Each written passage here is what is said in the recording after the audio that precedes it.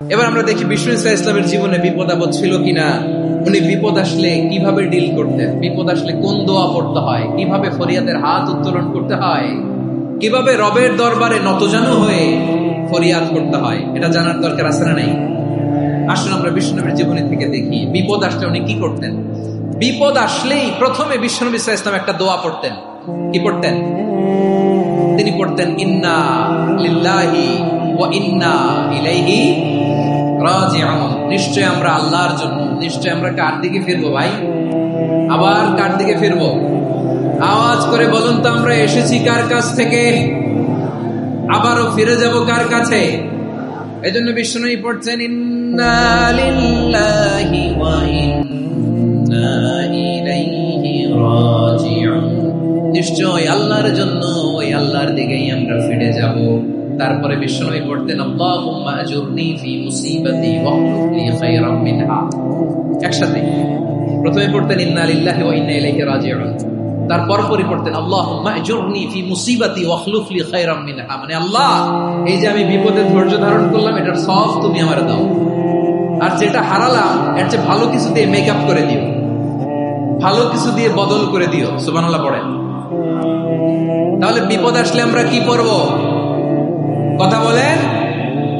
এই যে আমি শুয়েছিলাম, নাশিদ গাচ্ছিল ওরা, এদেশে পরস্পরে দেখা হলে দেয় সালাম, এদেশে আমজনতার হৃদয় জুড়ে পাকালাম, এদেশে বিপদ এলে সর্বজনে সর্বক্ষণে দোয়া পড়ে ইন্না লিল্লাহি। কি পড়ে?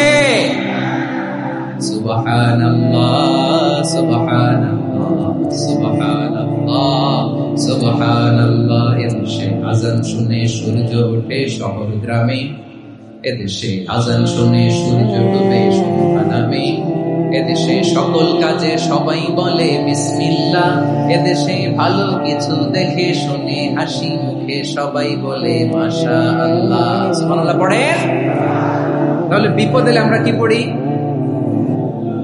কথা বুঝলে সবাই উত্তর দিতে হবে। বিপদ এলে কি পড়ি? তাহলে বিপদ এলেই আমরা এখন থেকে ইন্না লিল্লাহ পড়ব, নাকি হাই হুতাশ করবেন? একদল আছে হাই হুতাশ করে, আয় আল্লাহ রে মোর কি হইল রে, মই কি হরমু রে, মই কমবে যামু রে, আছে না নাই? এরকম বিলাপ করতে নিষেধ করেছেন বিশ্বনবী। কি করব, কই যাব, কি হবে, হায় হায়, এরকম হাহুতাশ আছে না নাই? বিশ্বাসীরা হাহুতাশ করে না, তারা ইন্না লিল্লাহ পড়ে। কি পড়ে? মনে থাকবে, আমরা পড়বো ইন্না লিল্লাহি ওয়া ইন্না ইলাইহি রাজিউন। নিশ্চয়ই আমরা আল্লাহর জন্য, আমরা আল্লাহর দিকেই ফিরে যাব। এরপর পড়বো আল্লাহুম্মা আজুরনি ফি মুসিবাতি ওয়াখলুফ লি খায়রাম মিনহা। আল্লাহ, আমি যে বিপদে ধৈর্য ধারণ করলাম এটার সওয়াব দিও, আর যা হারালাম তার চেয়ে ভালো কিছু দিয়ে বদল করে দিও। সুবহানাল্লাহ পড়েন।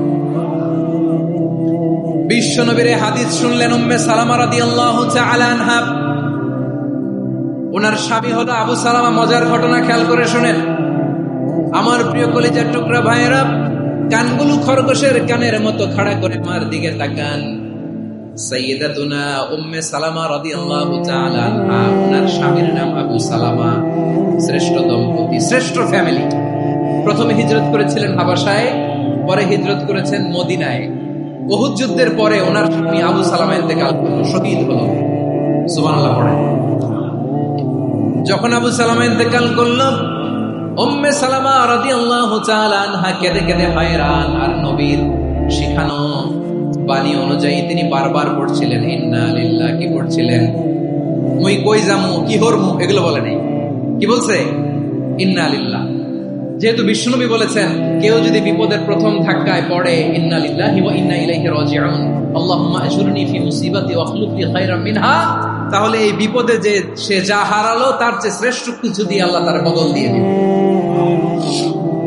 এই হাদিস শুনে উম্মে সালামা রাদিয়াল্লাহু তাআলা আনহা ওনার প্রাণ প্রিয় স্বামী আবু সালামার ইন্তেকালের পরে চোখের পানি ছাড়ে আর পড়ে ইন্না লিল্লাহি ওয়া ইন্না ইলাইহি রাজিউন, আল্লাহুম্মা আজুরনি ফি মুসিবাতি ওয়াখলুফ লি খায়রাম মিনহা।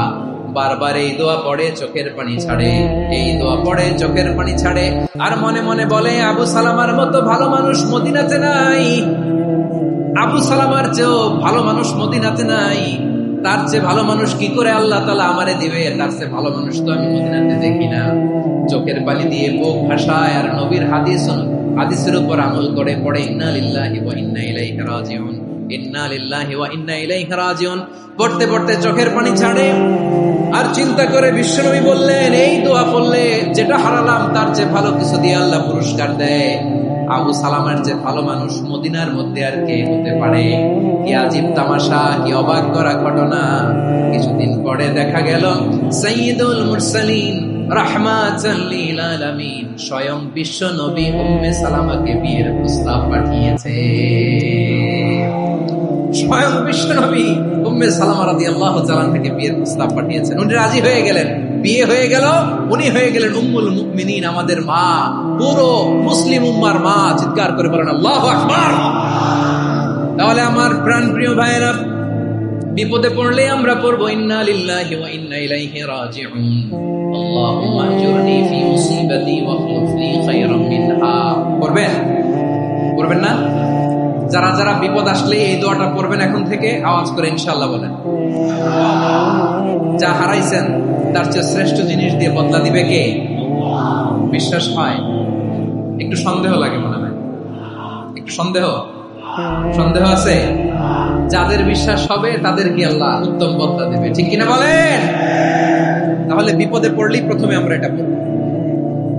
দোয়াগুলো যদি এখন মুখস্থ না হয়, এই যে রেকর্ডিং হচ্ছে, পেয়ে যাবেন, কালকেই পেয়ে যাবেন।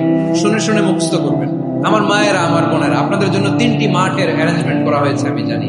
আপনারা এই দোয়াগুলো পড়বেন, আপনার স্বামীকে শেখাবেন, সন্তানকে শেখাবেন, আপনার পুরো পরিবারটাকে জান্নাতের টুকরো বানিয়ে দিবে কে? তাহলে বিপদ আসলে প্রথমে কি পড়তে হবে এটা জেনে